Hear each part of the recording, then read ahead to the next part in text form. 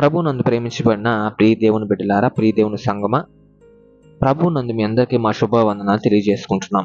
మీ అందరూ బాగున్నారు ప్రియులారా? దేవుని కృపలో మీరందరూ వర్ధిల్లుచున్నారని నేను నమ్ముచున్నాను. ఆయన వాక్యాన్ని నిత్యం ధ్యానిస్తూ మీ విశ్వాస జీవితంలో, క్రైస్తవ జీవితంలో, ప్రార్థనా జీవితంలో మీరు ముందుకు కొనసాగిపోతున్నారని నేను విశ్వసిస్తూ ఉన్నాను. జ్ఞాపకం చేసుకున్న ప్రియులారా, ఈరోజు ఈ లోకంలో ఉన్న ప్రేమలన్నిటికంటే కూడా దేవుని ప్రేమ ఎంతో గొప్పదన్న విషయం మనందరికీ తెలిసిందే. అయినప్పటికీ మనం ఎందుకు పాపపు జీవితాన్ని విడిచిపెట్టి ఆయన ప్రేమలోకి రాలేకపోతున్నాం అన్న ఒక దాన్ని ధ్యానించేదానికి ప్రయత్నం చేద్దాం ప్రియులారా. దేవుడు మన యందు తన ప్రేమను వెల్లడిపరుచుతున్నాడు. ఎలాగనంటే పరిశుద్ధ గ్రంథంలో ఉన్న కొన్ని వాక్యాల ద్వారా దాన్ని ధ్యానించేదానికి ప్రయత్నం చేద్దాం. దానికంటే ముందు, ఆ వాక్యంలోకి వెళ్లే ముందు, మన జీవితంలో మనం ఎలా జీవిస్తున్నాం క్రైస్తవ జీవితాన్ని కనుక తెలుసుకున్నట్లయితే ఇద్దరి జీవితాన్ని ఉదాహరణగా తీసుకుంటా.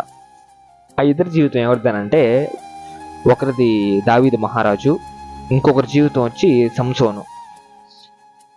దావీదు మహారాజు సంబోధించి సంసోను మాత్రం సంసోను గారు అని బోధిస్తా. ఎందుకనంటే దావీదు మహారాజు తన జీవితంలో కోల్పోయిన వాటన్నిటిని తిరిగి సంపాదించుకోగలిగాడు. దేవుని దగ్గర తన ప్రేమనైనప్పటికీ, తన రాజ్యాన్ని అయినా కానీ, సొంత కొడుకు దగ్గర తన రాజ్యాధికారాన్ని అయినా కానివ్వండి, తన సంతానాన్ని అయినా కానివ్వండి, ఇవన్నిటిని కూడా దావీదు తన జీవితంలో ఎలా తిరిగి పొందుకోగలిగాడనంటే, దావీదు మహారాజుకి పాపం చేస్తే దేవుని దగ్గర ఒప్పుకునే గుణం ఉంది. అంటే పశ్చాత్తాపం, పాపం చేసినందుకు పశ్చాత్తాపం అనిపించే గుణం ఉంది దావీదు మహారాజు దగ్గర. సంసోను గారి దగ్గర లేదా అన్నానికి నన్ను అడిగినట్లయితే సంసోను దగ్గర కూడా ఉంది. కానీ సంసోను గారు తెలుసుకొని దేవుణ్ణి క్షమాపణ అడిగేటప్పటికి చాలా లేట్ అయిపోయింది. చాలా ఆలస్యమయ్యాడు సంసోను తన జీవితంలో. దేవుడు తన అనుగ్రహించిన ఆశీర్వాదాన్ని పక్కన పెట్టి, దేవుడు తనకు అనుగ్రహించిన శక్తిని పక్కన పెట్టి, దేవుడు తనకు అనుగ్రహించిన ఆ ఒక ధైర్యాన్ని పక్కన పెట్టి, పరిశుద్ధ గ్రంథంలో అంతటిలో కల్లా అతి శక్తివంతుడు అన్న ఒక బిరుదును పక్కన పెట్టి, లోక సంబంధమైన మాయలో సంసోను పడిపోయి, దాన్ని తెలుసుకొని దేవుని దగ్గర ఒప్పుకునేటప్పటికి చాలా లేట్ అయిపోయింది. అది దావీదు మహారాజు దగ్గరకు వచ్చేటప్పటికి అలా జరగల. ఈయన ఒప్పుకున్నాడు, పశ్చాత్తాపడ్డాడు, తిరిగి తన జీవితంలో కొన్నిటిని పొందుకోగలిగాడు. మరికొన్ని దేవునికి ఇష్టమైన పనులు కాకపోయినప్పటికీ ఇంకొన్నింటిని మాత్రం తప్పకుండా తన జీవితంలో పొందుకున్నాడని నేను చెప్తాను. అయినా కూడా ఆ ఆశీర్వాదం తన దగ్గర లేదనే చెప్పాలి. ఎందుకనంటే మందిరాన్ని కట్టించడానికి తనకు అధికారం ఇవ్వలేదు కాబట్టి. యెరూషలేము మందిరాన్ని కట్టించేదానికి దావీదు మహారాజుకి దేవుడు అధికారం ఇవ్వాల. మనందరికీ తెలిసిందే. అది ఎవరికి ఇచ్చారు? సొలొమోను మహారాజుకి ఇచ్చాడు, తన కొడుకు. పోనీ తనన్న ఆశీర్వాదం నిలబెట్టుకున్నాడా? దేవుని ప్రేమను నిలబెట్టుకున్నాడా అంటే తను కూడా నిలబెట్టుకోలేకపోయాడు. మందిరాన్ని కట్టించినప్పటికీ దేవుని ఆశీర్వాదాన్ని మాత్రం సొలొమోను మహారాజు ఒకానొక సమయంలో దూరం చేసుకున్నాడని చెప్పాలి. అయితే వీళ్ళందరి జీవితాలు నేను మీకు ఎందుకు మొదట బోధించానంటే, దేవుడు వీళ్ళని ఎంతగా ప్రేమించాడో అంతగా శిక్షించాడు. అయితే మొట్టమొదట మన జీవితంలో చేయాల్సిన పని ఏంటనంటే, దేవుడు మనల్ని ప్రేమిస్తున్నాడు కాబట్టి దానికి బదులుగా దేవునికి మనం ఏమి ఇవ్వగలుగుతున్నామని. అయితే ఏమి ఇవ్వగలుగుతున్నాం అన్న ఒక మాట కనుక వచ్చామంటే, ఆయనకి మన ఆస్తిపాస్తులు, మన ఇల్లు, మనం సంపాదించుకున్న ఇవన్నీ ఆయనకు అవసరం లేదు. ఆయనకి ఏం కావాలంటే మన హృదయం కావాలి. ఆ హృదయాన్ని మనం ఇచ్చేవారిగా ఉన్నామా లేదా అన్న ఒక విషయాన్ని ధ్యానిద్దాం పిల్లలారా. ధ్యానించుకున్న అంశంలో కనుక మనం చూసుకున్నట్లయితే, ఈ అంశం గురించి పరిశుద్ధ గ్రంథంలో యోహాను సువార్తలో రాసింది. ఆ యోహాను సువార్త ధ్యానిద్దాం. యోహాను సువార్త 3వ అధ్యాయము 16వ వచనం కనుక మనం చూసుకున్నట్లయితే, యోహాను సువార్త 3వ అధ్యాయము 16వ వచనం. మీ దగ్గర పరిశుద్ధ గ్రంథాలు కనుక్కుంటుంటే తప్పకుండా తెరవండి. ఊరికి ఉంచుకోవద్దు చేతిలో, తప్పకుండా తెరిచి ఆ వాక్యాన్ని చూసేదానికి ప్రయత్నం చేయండి. దేవుని వాక్యాన్ని తెలుసుకోవడంలో సమయం ఖర్చు పెడితే వచ్చే నష్టమేం లేదు, ఇంకా లాభమే ఉంటుంది. రైట్. 3:16 చూడండి. దేవుడు ఈ లోకమును ఎంతో ప్రేమించెను కాగా ఆయన తన అద్వితీయ కుమారునిగా పుట్టిన వాని యందు విశ్వాసముంచు ప్రతి వాడును నశింపక నిత్య జీవం పొందినట్లు ఆయనను అనుగ్రహించెను. అర్థం కాకపోతే మరి ఒకసారి చదివేదానికి ప్రయత్నం చేయండి పిల్లారా. దేవుని వాక్యం ఇక్కడ మనకి ఏం సెలవిస్తుందనంటే, మన ఈ లోకంలోకి ఒక రక్షకుడు మన కొరకు వచ్చాడు. ఆయన మనల్ని ప్రేమిస్తున్నాడు. ఎందుకు?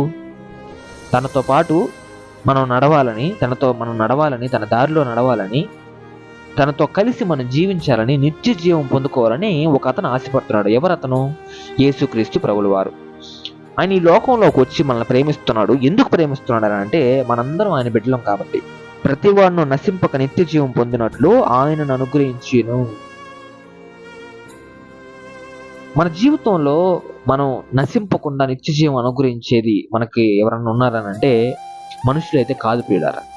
దావీదు జీవితంలో నశింపక తను దేవుని దగ్గర ఆశీర్వాదం పొందుకున్నాడంటే ఆశీర్వాదం అనుగ్రహించింది తన భార్య బిడ్డలు కాదు, తన రాజ్యాధికారం కాదు, తన సేనలు కాదు, తన మంత్రి కాదు, తనకిచ్చిన సలహాదారులు వాళ్ళు కాదు. దేవుడు అనుగ్రహించాడు దావీదుకి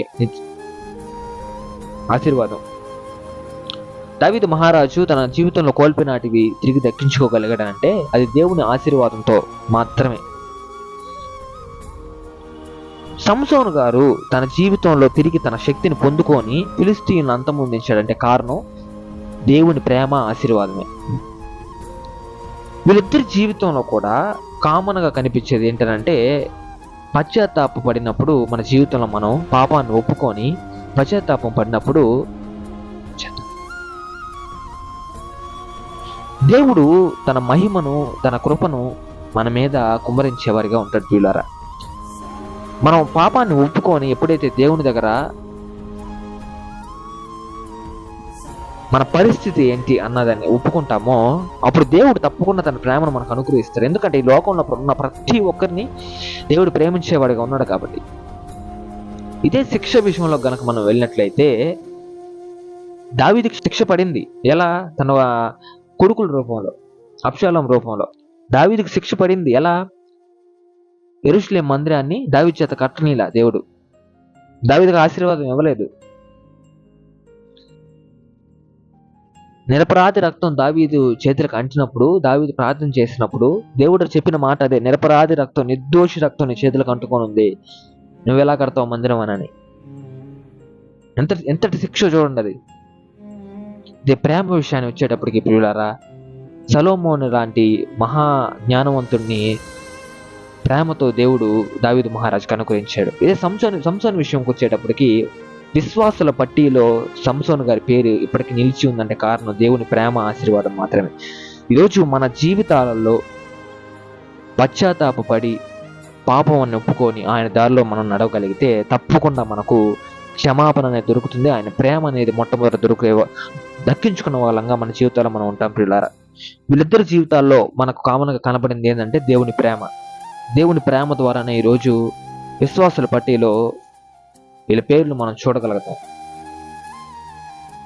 అయితే ఈ యొక్క మనం చదవబడిన వాక్య పాఠంలో ఇంకొంచెం ముందుకు వెళ్ళినట్లయితే రోమా పత్రికలో ఒక మాట ఉంది ప్రియులారా.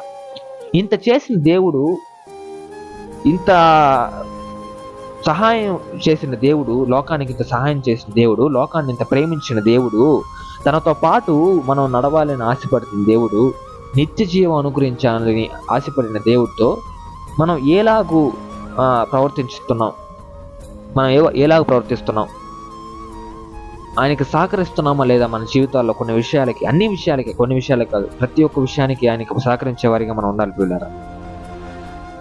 అయితే రామపత్రిక గనక మనం ధ్యానించుకున్న దాన్ని చూస్తే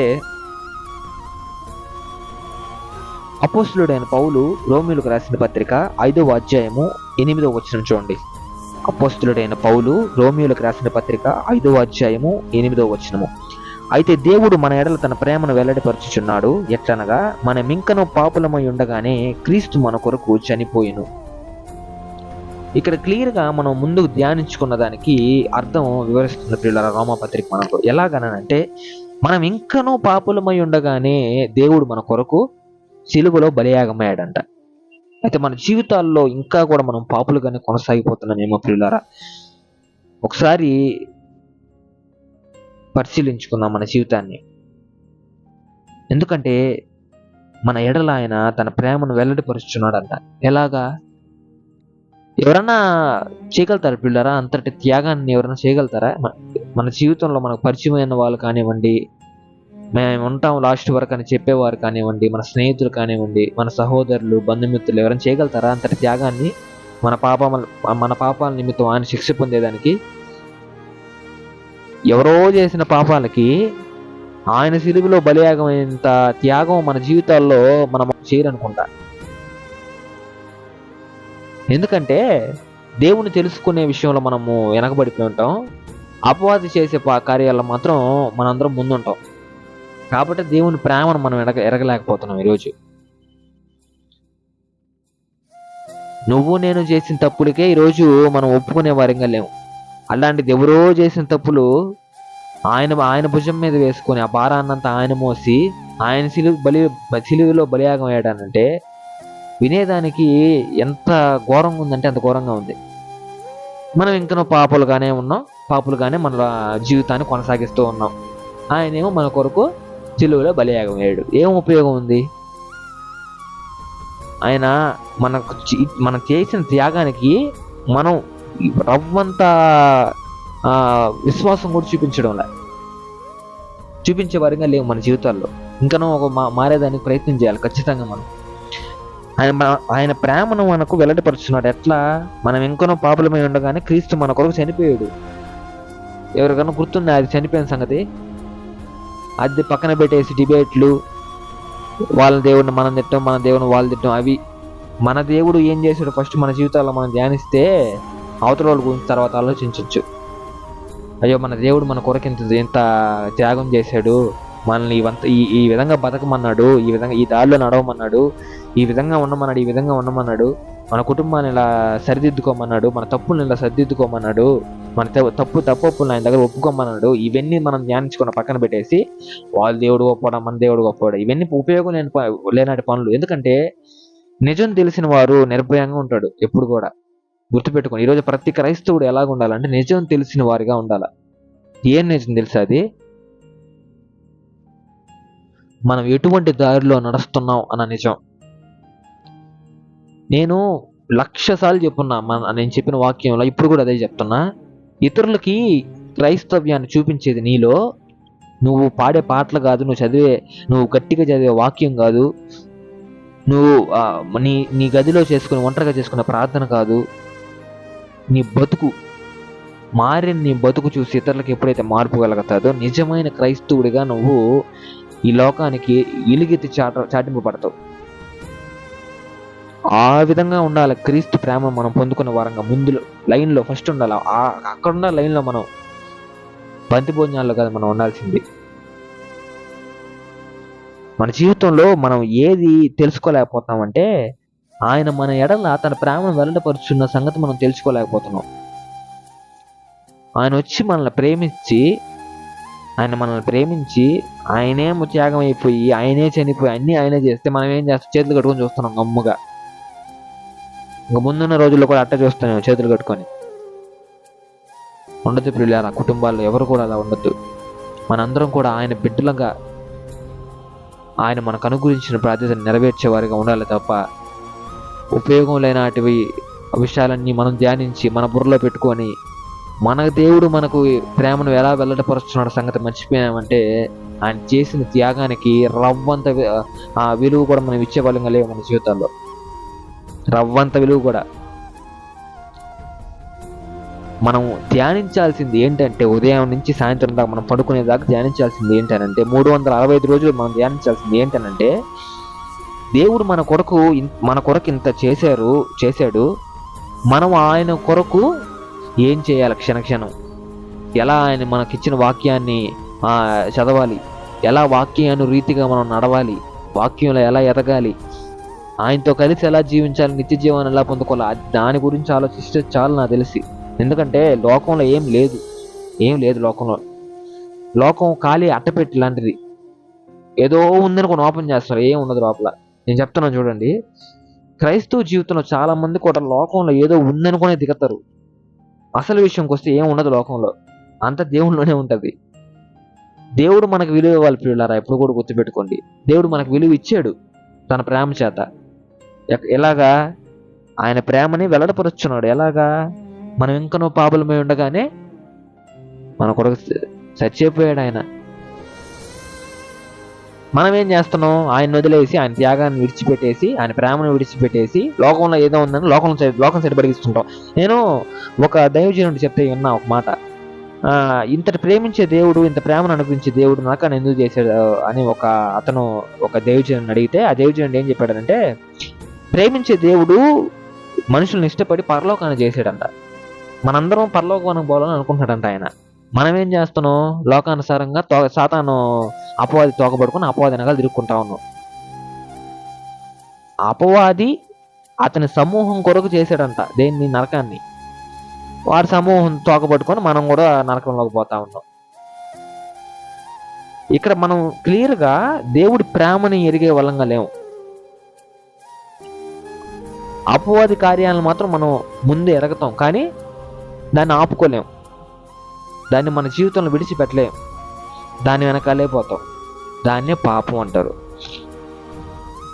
తెలిసి చేసేదాన్నే పాపం అంటారు. ఎప్పుడు కూడా గుర్తుపెట్టుకోండి పిల్లరా, తెలిసి చేసేదాన్నే పాపము అంటారు. వద్దు పిల్లరా, ఇంతటి ప్రేమను అనుగురించే దేవుడి కోసం ఏం చేయాలో ఆలోచించండి.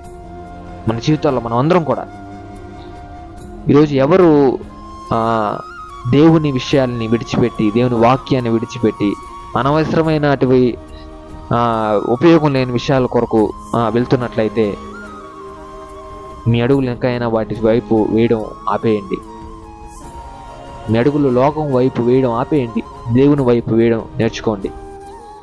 దేవునిలో ఎలా ఎదగాలి, దేవునితో ఎలా నలగాలి నేర్చుకోండి పిల్లారా. ఎందుకంటే మనల్ని కాపాడేది చివరికి అదొక్కటి. లోకం మనల్ని కాపాడదు, లోకంలో ఉన్న మనుషులు మనల్ని కాపాడదు, లోకంలో ఏ ఎలిమెంట్ కూడా మనల్ని కాపాడదు, ఎటువంటి కూడా మనం కాపాడదు. దేవుడు ఒక్కడే మనల్ని రక్షిస్తాడు, కాపాడుతాడు, ప్రేమిస్తాడు. ఆయన ప్రేమను నిత్యం మనకు వెల్లడిపరుస్తూనే ఉంటాడు. దేవుని వాక్యాన్ని మనం ధ్యానించి దాంట్లో ఉన్న మర్మాలను తెలుసుకునే దానికి ప్రయత్నించేద్దాం. ఇంక నుంచి ఆయన చివరిగా చెప్పే మాట ఏంటంటే, దేవుడు ఈ లోకాన్ని ఎంతో ప్రేమిస్తున్నాడు. తన అద్వితీయ కుమారుని మన కొరకు పంపి నశింపకుండా ఉండునట్లు ప్రతి ఒక్కరూ ఆయనతో పాటు నడవాలని, నిత్య జీవం అనుగ్రహింపబడాలని ఆయన మన కొరకు పోరాడుతున్నాడు పిల్లారా అపవాదితో. మనం అట్లాంటి అపవాదిని ఎదిరించి ఆయన కొరకు నిలబడాలని ప్రతి ఒక్కరిని ప్రార్థిస్తూ ఈ వాక్యాన్ని ముగిస్తున్నాను. దేవుడు ఈ వాక్యాన్ని దీవించునుగాక. మీ కుటుంబాలందరికీ ఆయన తోడేయండి, కాపాడి నడిపించునుగాక. ఆమేన్. ప్రార్థన. ప్రేమగల మహిమగల మా దేవుడా, మా రక్షక, వేతరముల వరకు మేలును కనికరమును చూపించి దేవుడా, అత్యున్నతుడా, ఉన్నతుడా, ఉన్నవాన్ను అనువాడు వందేవా, నీకే వందనాలు, స్తుతులు, స్తోత్రాలు చెల్లించుకుంటున్నాం నా తండ్రి.